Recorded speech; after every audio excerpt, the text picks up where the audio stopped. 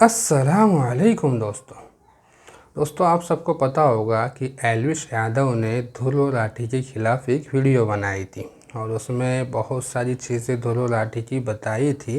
पता नहीं सच्ची चीज़ झूठी थी, कहीं तो वीडियो देख के ऐसा लग रहा था, कई लोग सच उसको समझ लिया होगा और उसमें प्रूफ भी बताए थे। लेकिन दोस्तों सच्चाई क्या थी और सब लोग इंतज़ार कर रहे थे कि ध्रुव राठी कब इस वीडियो का जवाब देंगे, जबकि बहुत सारे लोगों ने वीडियो बना करके जवाब दिया था। लेकिन लोगों को इंतज़ार था कि ध्रुव राठी कब इसका जवाब देंगे। तो आखिरकार दोस्तों ध्रुव राठी ने इस वीडियो का जवाब दिया है और भाई ध्रुव राठी का नॉलेज तो पहले ही ज़बरदस्त है और लगता है बहुत बेहतरीन जवाब दिया है, क्योंकि दोस्तों कुछ ही घंटों में ये वीडियो काफ़ी मिलियनों पार चली गई। एक दिन भी नहीं हुआ और वीडियो तकरीबन 14-15 मिलियन के आसपास चली गई। तो लोग भी भाई मज़े ले लेकर वीडियो को देख रहे हैं।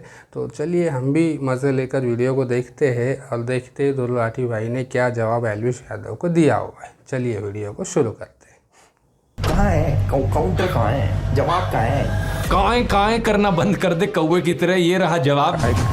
खतरनाक जॉर्ज सोरोस, जिनके बारे में इतनी कंस्पिरेसी थ्योरीज फैलाई जाती हैं, इनके बीजेपी के साथ मैंने डायरेक्ट लिंक्स दिखा दिए। लेकिन एल्विश ने जो लिंक बताया हर्ष मंदर का मेरे साथ, आप भी सुनकर चौंक जाएंगे कि कोई इस लेवल का बेवकूफ कैसे हो सकता है। वैसे मुझे तो लगता है ये खुद ही इतना बेवकूफ है, क्योंकि इसने ये भी नहीं नोटिस किया कि ये वाला जो आदिल अमन था जो मेरे फेसबुक ग्रुप में था, उसके नाम की स्पेलिंग अलग थी और इस वाले आदिल अमन के नाम की स्पेलिंग अलग है। ऑलरेडी तेरे ऊपर इतने सारे कोर्ट केसेस चल रहे हैं, जमानत पर तू बाहर है और फिर वीडियो में ऐसी आकर बकवास करता है कि और तेरे ऊपर कोर्ट केसेस आ जाए।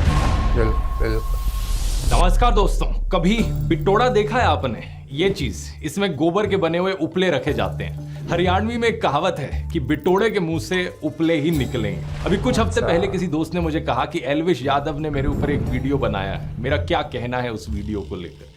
मैंने कहा भाई क्या यार, क्या उम्मीद करते हो, बिठोड़े के मुंह से उपले ही निकलेंगे। अब वैसे तो दोस्तों इन गोदी यूट्यूबर्स का एक पूरा झुंड बैठा है जिसने पिछले कुछ महीनों में मेरे ऊपर एक से बढ़कर एक हमले करने की कोशिश करी है। कोई मुझे कभी कुत्ता कहता है, कोई कॉकरोच कहता है, कोई कहता है कि मेरी वाइफ पाकिस्तानी है, तो कोई मुझे बुली कहता है। लेकिन इन सभी में से एल्विश सही मायनों में इन बेवकूफों का सरदार है, क्योंकि जितनी अनाप शनाप बातें इसने अपने वीडियो में करी ना मेरे बारे में, जितने दुनिया भर के झूठ इसने फैलाए, उतने शायद ही किसी ने फैलाए। इसने मुझ पर जो वीडियो बनाई उसका कई सारे यूट्यूबर्स ऑलरेडी काउंटर कर चुके हैं। जिन्होंने भगवा रंग पहन रखा वो छपरी है कि सब छपरी हैं, ये जितने भी ये सैफरन गमछा ओढ़ते हैं। अरे एल्विश भाई, ध्रुव राठी ने ये कहीं नहीं कहा कि जो भगवा रंग पहनता है वो छपरी है, बल्कि वो लोग जो भगवा रंग पहन के मस्जिद के सामने जाकर हाथों में तलवार लेके घूमते हैं, वो लोग जो भगवा रंग पहन के राम का नाम खराब करते हैं, वो छपरी हैं।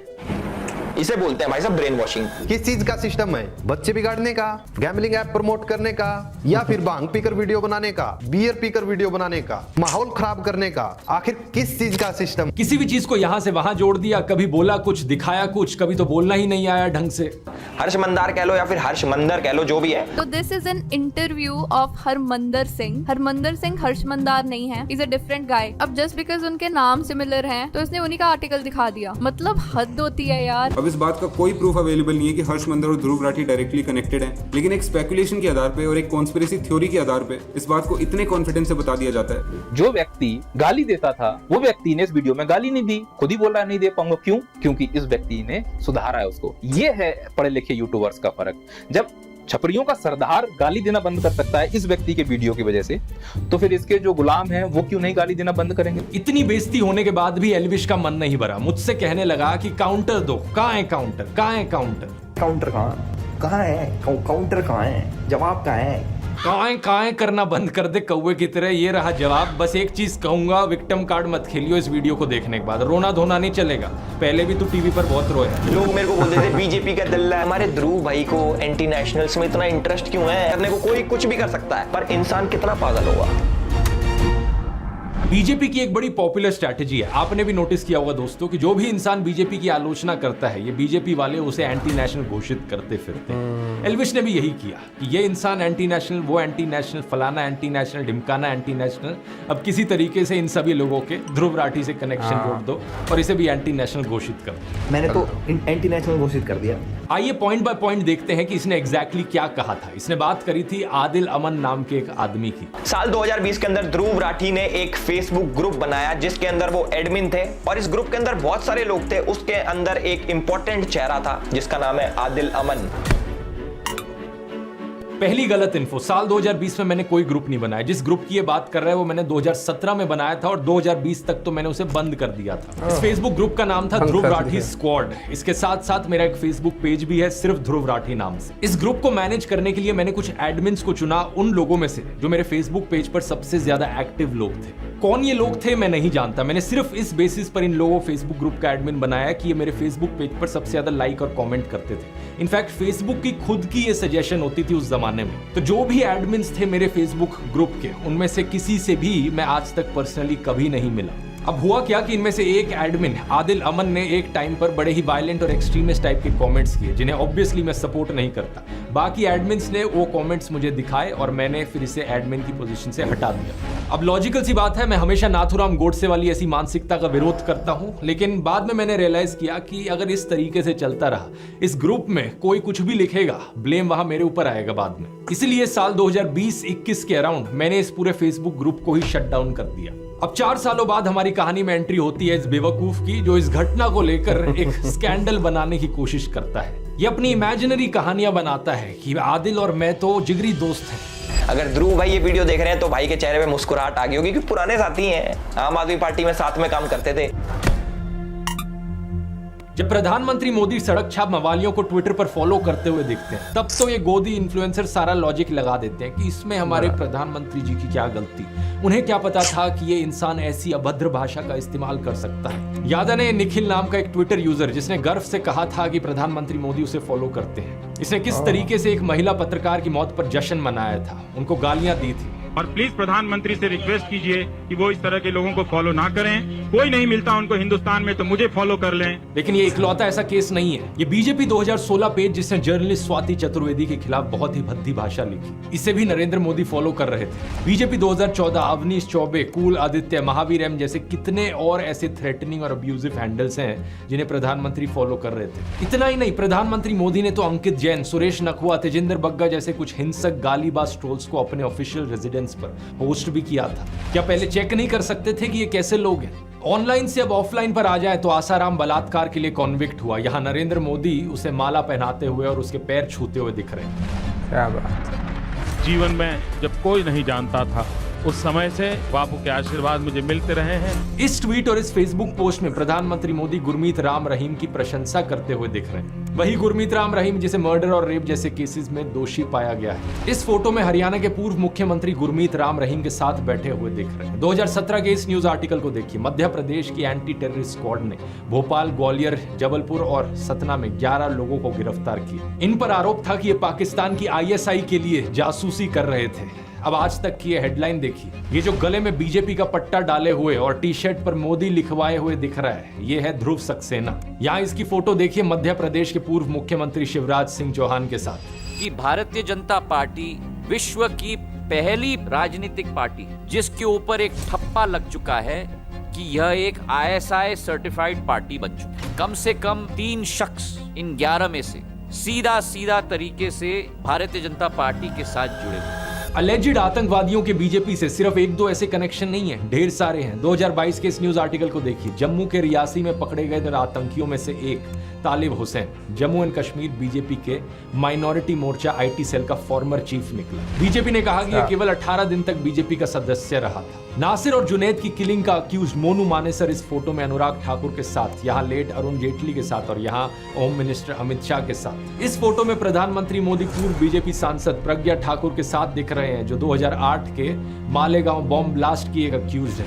बीजेपी नेताओं की एक्सट्रीमिस्ट टेंडेंसीज में डायरेक्ट इन्वॉल्वमेंट या इनडायरेक्ट एसोसिएशन के ये सब एग्जांपल्स तो बस ट्रेलर हैं। अगर मैं पूरी लिस्ट बनाने लग जाऊं तो यहाँ 3 घंटे की फिल्म बन जाएगी। बाबू बजरंगी का स्टिंग ऑपरेशन, यशवंत शिंदे का एफिडेविट, प्रज्वल रेवन्ना, आशीष मिश्रा, अनुराग ठाकुर, यति नरसिंह सरस्वती, सूरजपाल अमू, सुरेश चौहान के लिस्ट चलती ही जाती है। कोई कहता है गोली मारो, कोई लिंचिंग के लिए दोषी पाए गए लोगों को मालाएं पहनाता है, कोई बलात्कारियों को संस्कारी ब्राह्मण बताता है, तो कोई मुसलमानों के खिलाफ जेनोसाइड की बात करता है। क्या एल्विश में हिम्मत है इन सब केसेस पर बोलने की? एल्विश, मुझे पक्का पता है तू इस वीडियो को देख रहा होगा। सीधा तुझसे बोलना चाहूंगा, अगर तुझ में 1% भी हिम्मत है तो बीजेपी से काउंटर मांग कर दिखा दे। कहां है काउंटर, कहां है काउंटर? ये जो काएं करे जा रहा था ना मेरे साथ, बीजेपी के साथ करके दिखा। नहीं कर पाएगा, क्योंकि मुझे पता है तेरे जैसे सत्ता के चाटुकार पूरी जिंदगी ऐसी हिम्मत नहीं जुटा पाएंगे। मेरे खिलाफ बोलना आसान है, क्योंकि पता है सरकार पीछे से कुछ कहेगी नहीं और बड़े यूट्यूबर को टारगेट करके व्यूज मिलेंगे, कंट्रोवर्सी होगी, पब्लिसिटी मिलेगी। पता है तुझ जैसे गोदी यूट्यूबर्स की सबसे बड़ी प्रॉब्लम क्या है? तुझ जैसे लोगों को लगता है कि कंट्रोवर्सी क्रिएट करके व्यूज आएंगे और इसी तरीके से फॉलोअर्स बटोरे जा सकते हैं, इसी तरीके से यूट्यूब पर करियर बनाया जा सकता है। लेकिन तेरे जैसे एक और यूट्यूबर को मैंने पहले भी कहा था कि कंट्रोवर्सी करके एक सस्टेनेबल यूट्यूब करियर बनाना पॉसिबल नहीं है।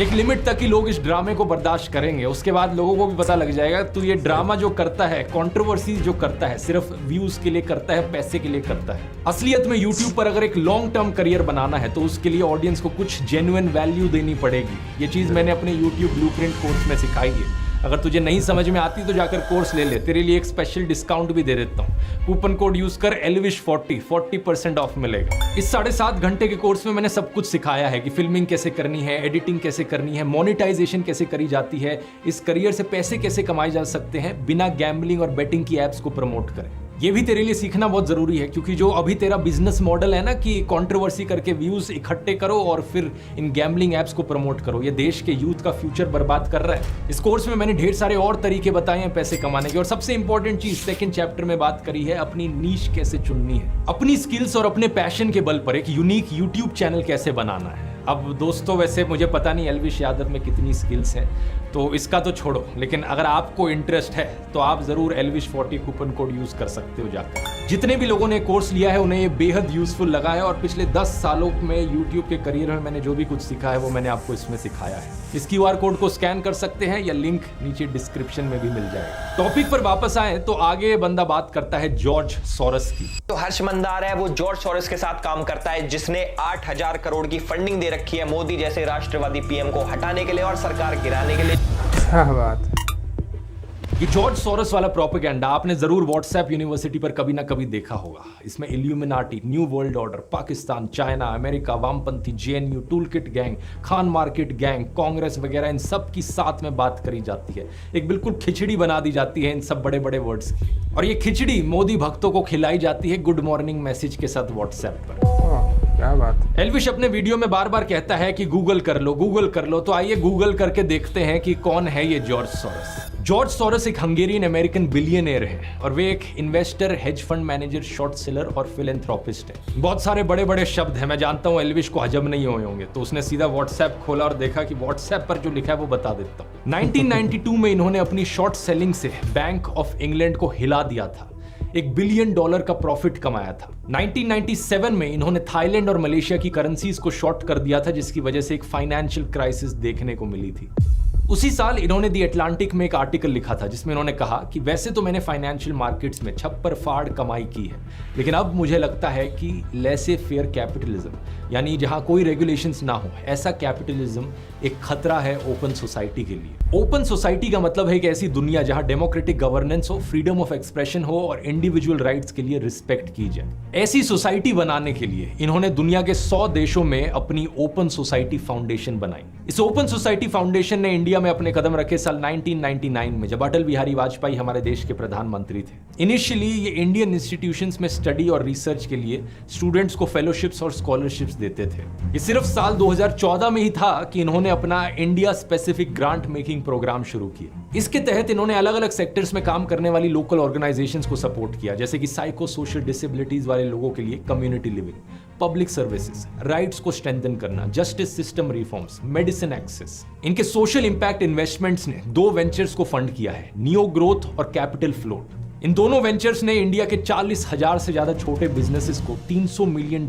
की अफोर्डेबल फाइनेंसिंग दी है। जैसे कि 2017 का ये न्यूज आर्टिकल देखिए, कैपिटल फ्लोट फाइनेंशियल ईयर 2018 में 5,000 करोड़ के लोन्स डिसबर्स करेगी स्मॉल और माइक्रो बिजनेसेस को। 2022 में कैपिटल फ्लोट का नाम हो गया एक्सियो। थोड़ा और गूगल करोगे तो पता चलेगा कि इस कंपनी के फाउंडर्स कौन हैं। गौरव हिंदुजा और शशांक ऋष्यश्रिंग, जिन्होंने स्टैनफोर्ड यूनिवर्सिटी से अपनी MBA की है। और गौरव हिंदुजा के बारे में अगर आप गूगल करोगे तो इनका ट्विटर अकाउंट सामने आएगा, जिसमें इनके वेरीफाइड फॉलोअर्स में आप देख सकते हो बीजेपी के नेता कपिल मिश्रा। फिर शशांक का नाम गूगल करो, शशांक की शादी के बारे में ये न्यूज आर्टिकल सामने आएगा। देखिए यहाँ कौन गेस्ट आए थे इस शादी को अटेंड करने। मुकेश अंबानी की मदर कोकिलाबेन अंबानी, बीजेपी नेता लाल कृष्ण आडवाणी और बीजेपी नेता देवेंद्र फडणवीस। तो ये एलिजिडली खतरनाक जॉर्ज सोरोस, जिनके बारे में इतनी कंस्पिरेसी थ्योरीज फैलाई जाती हैं, इनके बीजेपी के साथ मैंने डायरेक्ट लिंक्स दिखा दिए। लेकिन व्हाट्सएप पर झूठी खबरें क्या फैलाएंगे ये लोग कि भाई मुझे जॉर्ज सोरोस से फंडिंग आती है। इंडियन एक्सप्रेस की एक इन्वेस्टिगेशन से पता चला कि जॉर्ज सोरोस की ओपन सोसाइटी फाउंडेशन के वर्ल्ड वाइड 68 ऐसे प्रोजेक्ट्स हैं जिनकी फंडिंग होती है UN डेमोक्रेसी फंड से, और इंडिया इस यूनाइटेड नेशंस डेमोक्रेसी फंड में 4th हाईएस्ट कंट्रीब्यूटर है। इसका मतलब समझ रहे हो दोस्तों, इनडायरेक्टली जॉर्ज सोरोस की फंडिंग करती है मोदी सरकार। इन्हीं जॉर्ज सोरोस ने चाइना के जी जिनपिंग के बारे में कहा कि चाइना के प्रेसिडेंट ओपन सोसाइटीज के लिए सबसे खतरनाक ओपोनेंट है। इन्होंने इंटरनेशनल कम्युनिटी को यह कहा है कि चाइना की हाईटेक कंपनीज पर क्रैकडाउन किया जाए। इन्होंने चाइना के बेल्ट एंड रोड इनिशिएटिव की भी सख्त आलोचना की थी। इतना ही नहीं, 2017 में पाकिस्तान ने ओपन सोसाइटी फाउंडेशन की पाकिस्तान ब्रांच को बंद करने का आदेश दिया था। तो जिस जॉर्ज सोरोस को ये लोग विलन बनाने की कोशिश करते हैं, वो तो ओपनली चाइना और पाकिस्तान के खिलाफ बोलते हैं। इतना ही नहीं, इन्होंने अमेरिका में रेसिज्म को खत्म करने के लिए भी एफर्ट्स किए हैं। इन्होंने इनकम इनइक्वालिटी के खिलाफ भी आवाज उठाई है। कुछ और अमीर लोगों के साथ मिलकर इन्होंने अमेरिकन गवर्नमेंट को एक लेटर भी लिखा था, जिसमें कहा कि मिडिल क्लास और गरीब लोगों के बजाय अमीरों से टैक्स वसूला जाए। इन्होंने कहा कि हमारे जैसे अमीर लोग जिनके पास $50 मिलियन से भी ज्यादा पैसा है, इनके ऊपर 2 से 3% का वेल्थ टैक्स लगाया जाना चाहिए। तो ओवरऑल आप देख सकते हैं कि जॉर्ज सोरोस चाइना के ओपनली खिलाफ बोलते हैं, पाकिस्तान को इनसे तकलीफ है, अमेरिका में रेसिज्म और इनकम इनइक्वालिटी का ये विरोध करते हैं, अनरेगुलेटेड कैपिटलिज्म के खतरों पर ये बात करते हैं। इंडिया में स्टूडेंट्स को फेलोशिप दी है इन्होंने, फार्मर्स को पैसा दिया है इनकी ऑर्गेनाइजेशन ने, 40,000 से ज्यादा स्मॉल बिजनेसेस को इजी लोन्स प्रोवाइड करवाए हैं। फ्रेशवर्क्स जैसी इंडिया की कई स्टार्टअप्स में इनकी इन्वेस्टमेंट है, और इंडियन गवर्नमेंट यूनाइटेड नेशंस के डेमोक्रेटिक फंड में डोनेट करती है, जहां से इनके वर्ल्ड वाइड प्रोजेक्ट्स को पैसा मिलता है। यहां तक सुनने में तो सब ठीक ही लग रहा है, तो फिर प्रॉब्लम क्या है? प्रॉब्लम यह है कि इन्होंने इंडिया में डेमोक्रेसी के इरोजन पर कंसर्न जताया। प्रॉब्लम यह है कि इन्होंने नरेंद्र मोदी के खिलाफ भी बोला। प्रधानमंत्री मोदी और गौतम अडानी के एलिजिड नाजायज संबंधों के बारे में इन्होंने बात की। इन्होंने कहा कि नरेंद्र मोदी को अडानी क्राइसिस पर सवालों के जवाब देने होंगे ताकि फॉरेन इन्वेस्टर्स का विश्वास ना डगमगाए। Modi and business tycoon Adani are close allies. Modi is silent on the subject, but he will have to answer questions from foreign investors and in parliament.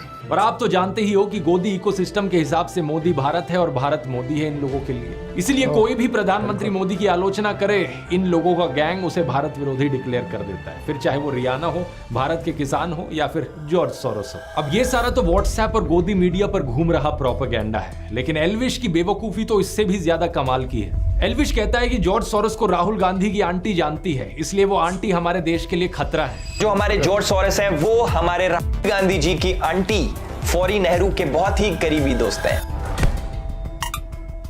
Google पर सर्च करो तो पता चलेगा कि 2017 में ऑलरेडी इनका देहांत हो चुका है, 108 साल की उम्र पर। एक ऐसी महिला जो आज से 7 साल पहले ही गुजर चुकी है, वो भी 108 साल की उम्र पर, एल्विश की राय में वो देश के लिए खतरा है। और वैसे तो 2009 का इंडियन एक्सप्रेस का ये आर्टिकल देखो, जिसमें बताया गया है कि फौरी नेहरू नेटिवली हंगरी से है, जहां से जॉर्ज सोरोस भी है। जॉर्ज सोरोस की तरह वो भी ज्यूइश थी। जब इंडिया में उनकी लव मैरिज हुई तो उन्होंने अपना नाम कर लिया था शोभा नेहरू। इस 2009 के आर्टिकल की हेडिंग है, मिस्टर सोरोस एक पुरानी दोस्त से मिलने गए। लेकिन 14 साल बाद 18 फरवरी 2023 में इसी को 2 गोदी वेबसाइट्स पब्लिश करती हैं और कहती हैं खुलासा खुलासा, जानिए बड़ा खुलासा है। 14 साल पुराने आर्टिकल को दिखाकर ये लोग नया खुलासा कहते हैं। ऐसा ही कुछ किया गया farmer prime minister Manmohan Singh की बेटी अमृत सिंह को लेकर। वैसे तो 2013 का यह आर्टिकल है जहां लिखा है, प्रधानमंत्री की बेटी को मानव अधिकार कानून में जबरदस्त काम करने के लिए सम्मानित किया गया। उनकी रिपोर्ट का नाम था globalizing torture, CIA secret torture and extraordinary rendition. Operation. यहाँ उन्होंने 136 लोगों के बारे में बताया जिन्हें टेरर सस्पेक्ट्स बनाकर 54 देशों की जेलों में डिटेन किया गया, टॉर्चर किया गया। और यहाँ पर यह भी बताया गया है कि वो ओपन सोसाइटी जस्टिस इनिशिएटिव के साथ काम कर रही हैं, जिन्होंने इस रिपोर्ट को पब्लिश भी किया है। लेकिन इसके 7 साल बाद गोदी मीडिया वेबसाइट इसे भी छापकर कहती है ये देखो नया खुलासा खुलासा खुलासा। लेकिन लेटेस्ट इंफॉर्मेशन अगर पता करने की कोशिश करी होती तो अब ये ओपन सोसाइटी फाउंडेशन में काम कर भी नहीं रही है। अब ये स्टैनफोर्ड यूनिवर्सिटी में लॉ की प्रोफेसर है। इसके बाद एल्विश बात करता है हर्ष मंदर की। हर्ष मंदार कह लो या फिर हर्ष मंदर कह लो, जो भी है। नहीं, पहली बात तो जो भी नहीं होता है, हर्ष मंदर है उनका नाम। कल को तेरे नाम को भी ऐसे करके कोई बोले कि एल्विश कह लो या एल्विश कह लो, जो भी है, ऐसे नहीं होता।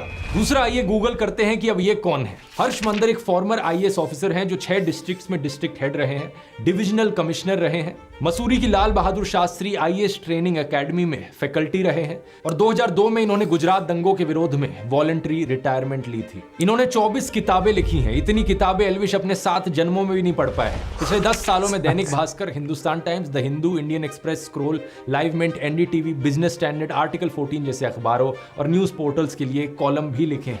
श्याम बेनेगल की फिल्म समर इनकी लिखी हुई 2 कहानियों पर बेस्ड है। इन्होंने बहुत से कॉलेज यूनिवर्सिटीज में लेक्चर लिए हैं, जैसे कि IIM Ahmedabad, NALSA university of law, MIT, Boston, university of California, institute of development studies.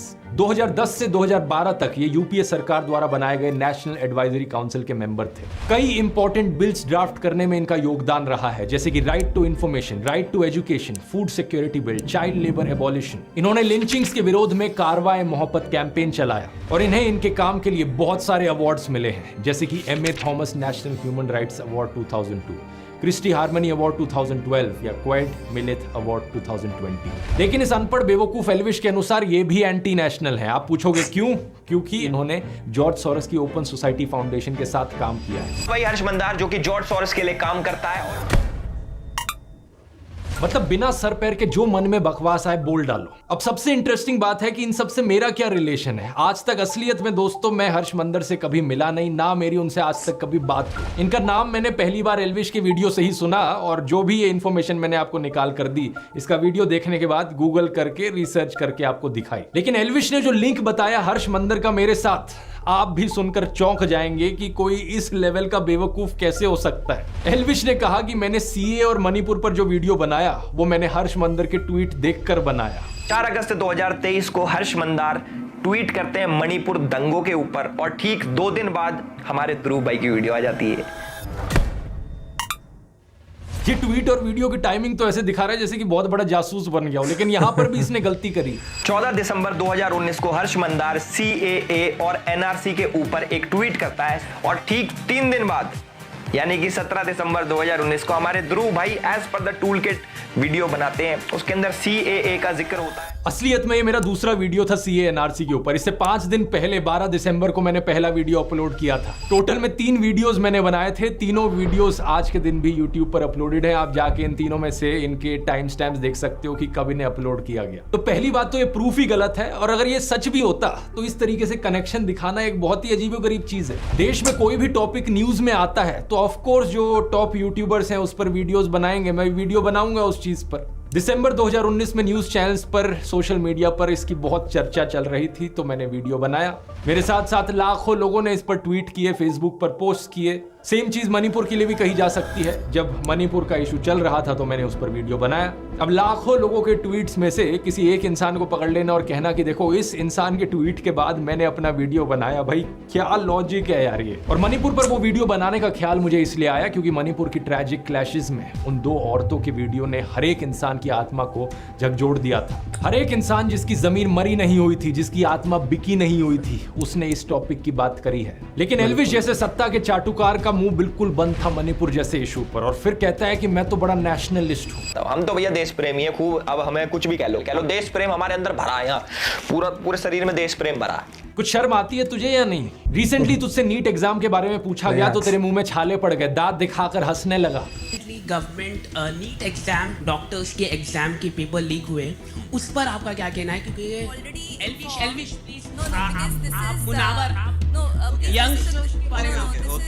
और तू चाहता है कि बाकी लोग भी तेरी तरह किसी सोशियो पॉलिटिकल इश्यूज पर बोले ही ना कुछ। क्या तू अपने फैंस और व्यूअर्स को बिल्कुल ही बेवकूफ मानता है कि कुछ भी बचकाना बात वो हजम कर लेंगे तेरी? एल्विश को यह अंदेशा तो जरूर था कि ऐसी बचकाना बातों पर लोग यकीन नहीं करेंगे, इसलिए एक और पैंतरा खेला इसने। हर्ष मंदर के साथ मेरा कनेक्शन जोड़ने की कोशिश में ये आदिल अमन को बीच में ले आया। कहने लगा कि आदिल अमन एक्चुअली में अब जर्मनी में रहता है और हर्ष मंदर के साथ काम करता है। सबसे अच्छी बात यह है कि हमारे आदिल अमन भाई भी जर्मनी शिफ्ट हो चुके हैं और 2019 से कारवाए मोहब्बत नाम की एक एनजीओ के साथ काम कर रहे हैं।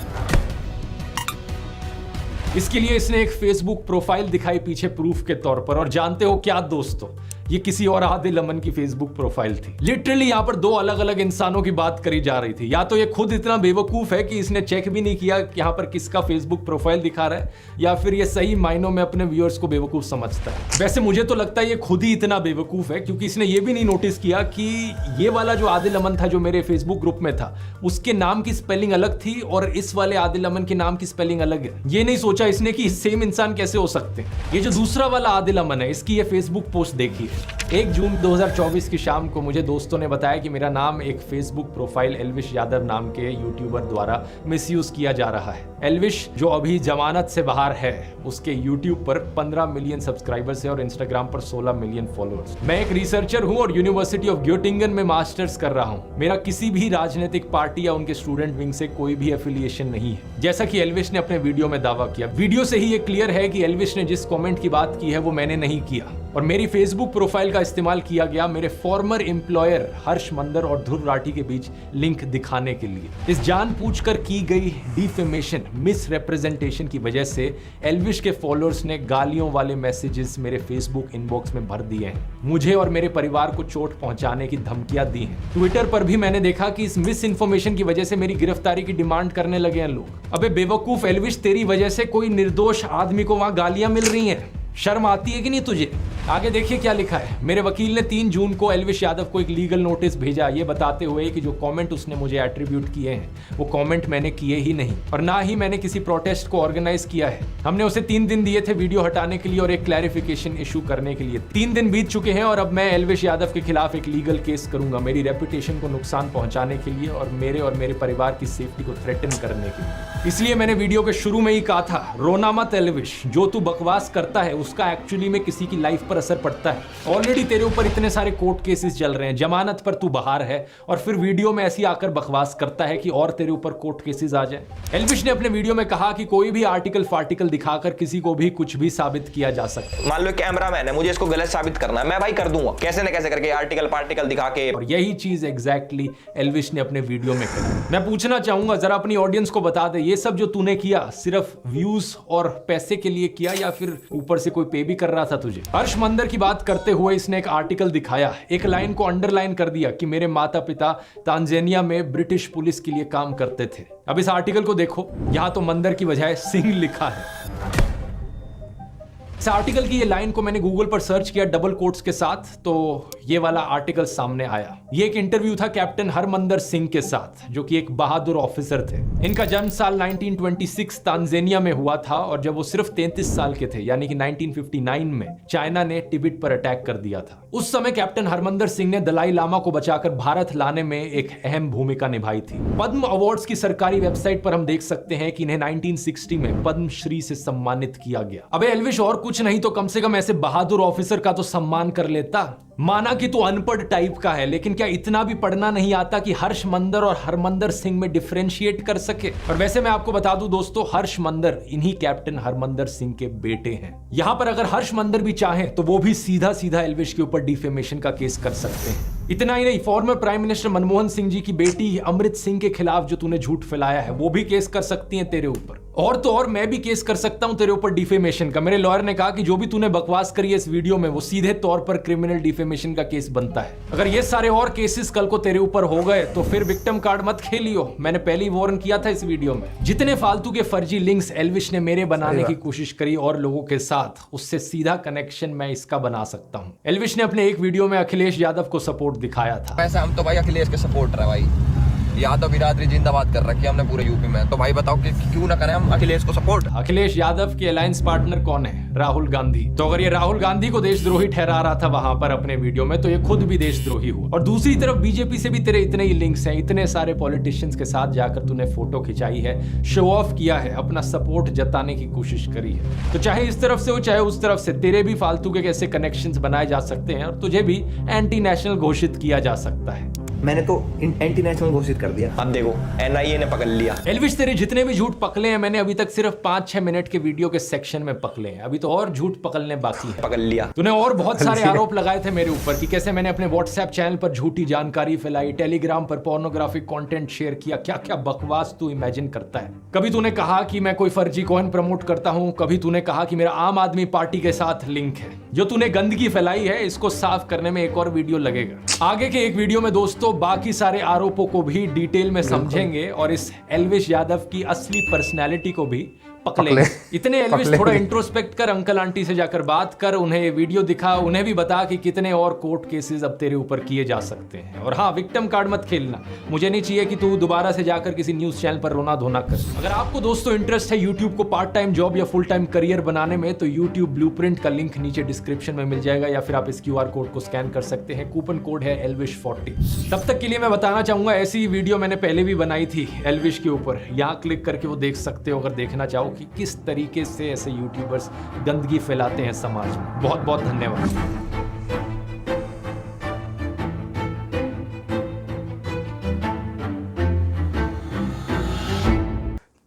क्या बात है। तो भाई धुलो लाठी ने तो पूरी की पूरी कुंडली ही निकाल कर रख दिया एल्विश यादव की यहाँ पर। अब पूरी नहीं करेंगे, एक वीडियो और आना बाकी है, तो हम उसका भी इंतज़ार करेंगे, उसको भी देखेंगे कि भाई और कितना गंद फैलाया है, कितना झूठ फैलाया है। क्योंकि दोस्तों वो वीडियो देख कर के ऐसा लग रहा था कहीं ना कहीं लोगों को, समझदार तो चलिए कहीं ना कहीं थोड़ा सा लग रहा था कि भाई इसीलिए कहते हैं कि एक तरफ की बात सुनकर कभी भी फैसला ना किया करें। तो जब उसने बनाई तो देखकर कई लोगों को थोड़ा सा यह हुआ होगा कि यार कैसे ये सब धुलो लाठी के बारे में जो बता रहा है क्या ये सही है। तो सच्चाई दोस्तों अब यहाँ पर पता चल रही है कि इसमें कितना झूठ था, कितनी बातें कहाँ से कहाँ लाकर मिलाई जा रही थी, कितना खिचड़ी उसको किया हुआ था। और धुलो लाठी ने भाई ने पूरा के पूरा अभी निकाल करके काला चिट्टा ला करके सामने रख दिया। अब इस पर ये क्या कहेगा, अब देखते इसके जवाब में कुछ कहता है या नहीं कहता। अब तो धुलो लाठी भाई ने बताया कि कितने लोग केस कर सकते हैं इसके ऊपर। तो चलिए देखते हैं कौन क्या करता है, कौन केस करता है नहीं करता है, या इसका जवाब धुलो लाठी भाई का जवाब ये दे पाता है या नहीं दे पाता, या फिर धुलो लाठी भाई अगली वीडियो में और क्या लेकर के आते हैं। तो उस वीडियो का भी इंतज़ार करेंगे और आने के बाद उसको भी हम देखेंगे। और दोस्तों इस वीडियो को खास करके धुलो लाठी भाई की वीडियो को इतना शेयर करें दोस्तों ताकि सब लोगों तक ये पहुंच जाए। काफ़ी मिलियनों में कुछ ही घंटों में इसके व्यूज़ चले गए हैं और भी जाना चाहिए। मैं तो कहूँगा बिल्कुल दोस्तों बहुत दिल से इसको शेयर करें लोगों तक कि हकीकत लोगों तक पहुँच जाए। बाकी वीडियो कैसी लगी दोस्तों कमेंट करके बताएं। अगर वीडियो अच्छी लगे तो लाइक करें, शेयर करें, चैनल पर नए तो चैनल को सब्सक्राइब करें। मिलते हैं दोस्तों अगली वीडियो में, तब तक के लिए दुआओं में याद रखें।